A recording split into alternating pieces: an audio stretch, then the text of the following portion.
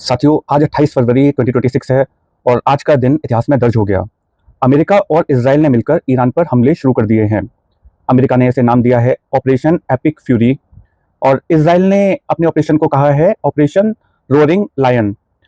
Tehran में धुआं उठ रहा है, पूरे मिडिल ईस्ट में सायरन बज रहे हैं, लेकिन सवाल ये है कि ये सब क्यों हुआ? क्या ये अचानक हुआ? नहीं साथियों, ये 47 ईयर्स की दुश्मनी है, न्यूक्लियर एम्बिशन और एक बेबस जनता की कहानी है। आज कॉफी विद पुनीत में हम पूरी कहानी डिकोड करेंगे बिगिनिंग से एंड तक। 1979 से आज तक 47 ईयर्स की दुश्मनी। साथियों, जो आज हो रहा है उसे समझने के लिए हमें थोड़ा पीछे जाना होगा। ईयर था 1979, ईरान में इस्लामिक रिवॉल्यूशन हुई। शाह ऑफ ईरान जो अमेरिका के करीबी दोस्त थे उन्हें हटाया गया और उनकी जगह पे खामनेई सत्ता में आए और इसी दिन से अमेरिका और ईरान के रिश्ते टूट गए।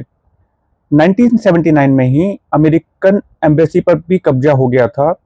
52 अमेरिकन को 444 दिन तक बंधक बनाया गया। ट्रंप ने आज अपने एड्रेस में इसी का जिक्र किया था।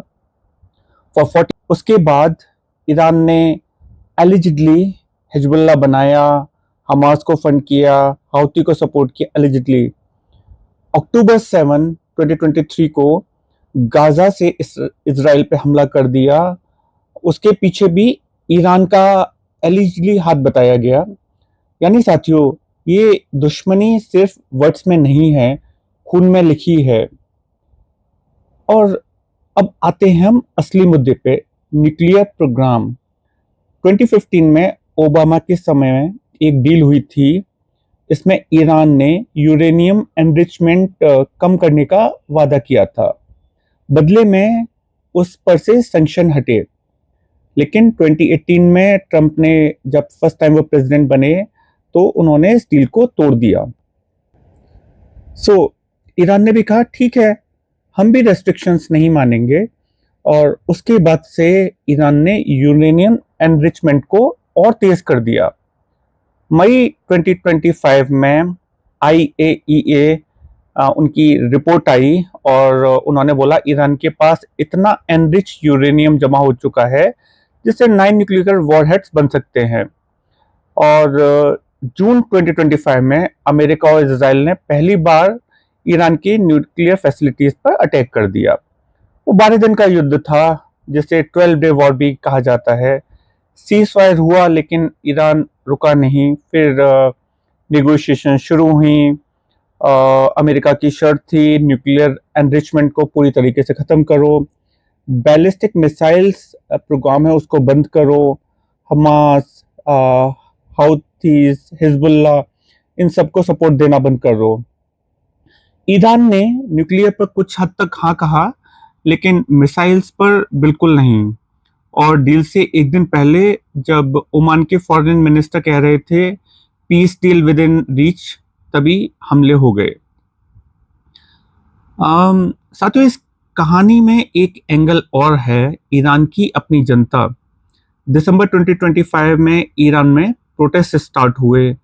इकोनॉमिक क्राइसिस, ईरानी रियाल का कोलैप्स, महंगाई आसमान छू रही थी, लोग सड़कों पर थे।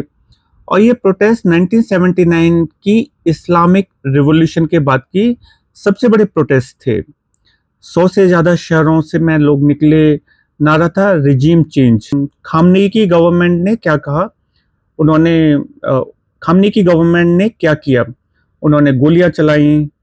ट्रंप ने खुद कहा एटलीस्ट 32,000 प्रोटेस्टर्स वर किल्ड। और जनवरी 2026 में सबसे खूनी दिन थे और इसी के बाद अमेरिका ने डिसाइड किया बस अब नहीं। और ट्रंप ने जनवरी 12 को ईरानी जनता थी जिन्होंने ये रिवॉल्यूशन स्टार्ट किया था उनको मैसेज भेजा कि help is on the way. और उन्होंने आज ये मैसेज भेजा उन्हीं जनताओं को कि हेल्प हैज़ अराइव्ड। अब समझते हैं ये हमला हुआ कैसे। साथियों, एक महीने पहले जब हमले की तैयारी थी उस टाइम रुकना पड़ा क्योंकि उस टाइम मिडल ईस्ट के कंट्रीज जैसे UAE, Bahrain, Qatar, Saudi Arabia, उन्होंने किसी ने भी अपना एयरबेस नहीं दिया था। उन्हें डर था कि ईरान ने पहले ही वार्निंग दे दी है उनको, और अगर उन पर हमला होता है अमेरिका के बेसिस से जो कि उन कंट्रीज में लोकेटेड हैं, तो वो उस कंट्री को भी निशाना बना देंगे। तो अमेरिका ने अपनी स्ट्रेटजी बदली। उन्होंने यूएसएस गेराल्ड R4 जो है दुनिया का सबसे बड़ा एयरक्राफ्ट कैरियर है, जो कि $43 बिलियन का है, and it can take 75 plus aircrafts. तो उसने इसको इजराइल के पोर्ट के पास में तैनात कर दिया। हिंद महासागर में अमेरिकन बेस है डिएगो गार्सिया, वहाँ से B2 बॉम्बर्स का इंतजाम किया। जॉर्डन में भी तैयारी की, और इजराइल जहाँ से डायरेक्टली हमले शुरू हुए। और खास बात क्या है कि पीएम मोदी की यात्रा के ठीक 2 दिन बाद इजराइल ने अटैक शुरू किया। तेहरान में खामनेई जी के ऑफिस और रेजिडेंस पे 7 मिसाइल्स दागे गए आज। IRGC headquarter, ballistic missile sites, Iran की नेवी, इंटेलिजेंस एजेंसी पे भी हमला किया गया। बदले में ईरान ने क्या किया, इजराइल पर मिसाइल दागे, कतर में एयरबेस पर अटैक किया, बहरीन में US 5th फ्लीट बेस को टारगेट किया।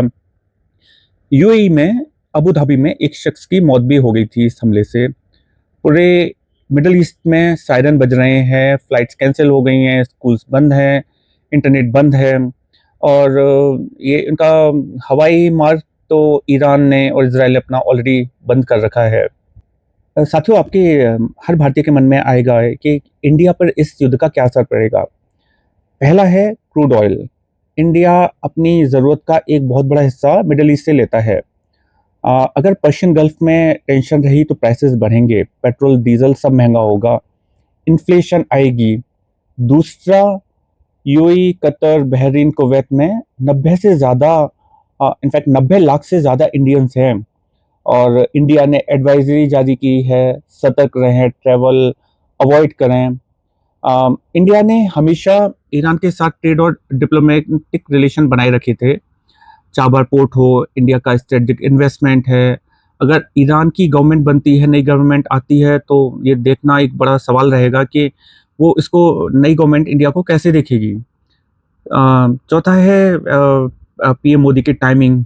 मोदी जी परसों ही इसराइल से लौटे थे, नेतान्याहू उन्हें एयरपोर्ट तक छोड़ने आए थे, और उसके ठीक 2 दिन बाद हमला कोइंसिडेंस है या केयरफुली प्लान्ड है, कुछ भी नहीं कह सकते हैं। अब सबसे बड़ा सवाल, आगे क्या होगा। ट्रंप ने कहा है this is a multi day operation, यानी ये टाइम लेगा। 4 सिनेरियोस में मुझे लगते हैं हो सकता है। क्विक रिजीम चेंज, जनता सड़कों पे आ जाए और मात्रा में, और खामनेई की सरकार गिर जाए। रेजा पहलवी की अगुवाई में एक ट्रांजिशनल गवर्नमेंट वहाँ पे बन जाए। ये सबसे ज़्यादा होपफुल सिनेरियो है, लेकिन लाइकली चांसेस मुझे लगता है कमी होंगे। दूसरा है कि ये युद्ध थोड़ा लंबा चलता रहे, और हाउथी यमन से रेड सी अटैक्स फिर शुरू कर दें, हिजबुल्लाह लेबनान से इजराइल को टारगेट करे, ये रीजनल वॉर बन जाए। न्यूक्लियर एक्सक्लेशन भी शायद हो सकता है, अगर एलिजिडली जो कंट्रीज कह रहे हैं कि ईरान पे एनरिच्ड यूरेनियम है, तो वो डेस्परेट भी हो सकते हैं। और अगर ऐसा होता है तो ये बहुत ही डेंजरस सिनेरियो रहेगा पूरे दुनिया के लिए। एक जो लास्ट ऑप्शन है वो निगोशिएटेड सेटलमेंट हो जाए, ईरान मिलिट्री पूरी तरह डैमेज हो जाए, इसमें नई गवर्नमेंट निगोशिएट करे, अमेरिका की कंडीशन माने, न्यूक्लियर फ्री ईरान की शर्त जो है। तो अब देखते हैं कि ईरान ये युद्ध कितने दिन तक लड़ पाएगा, ये देखना इंटरेस्टिंग रहेगा। दोस्तों, ये इतिहास आज लिखा जा रहा है, चाहे आप इस युद्ध के पक्ष में हो या विपक्ष में। एक बात तय है कि मिडिल ईस्ट अब पहले जैसा नहीं रहेगा, और इसका असर सिर्फ ईरान या इजराइल पर नहीं, ऑयल प्राइसेस से लेकर इंडिया के डिप्लोमेटिक रिलेशंस तक, हम सब सिचुएशन को कंटिन्यूसली ट्रैक कर रहे हैं, करते रहेंगे, और आपको ये सारी इंफॉर्मेशन प्रोवाइड करते रहेंगे। अगर आपको ये वीडियो इंफॉर्मेटिव लगी हो तो लाइक करें, शेयर करें, सब्सक्राइब करें, क्योंकि जियोपॉलिटिक्स को समझना अब सबकी ज़रूरत है। मैं हूं पुनीत और ये है आज की कॉफ़ी। और हमारा जो पर्पस है कि आपको कोई भी न्यूज़ शॉर्टेस्ट ड्यूरेशन में आपको पहुंचाते रहेंगे। जय हिंद।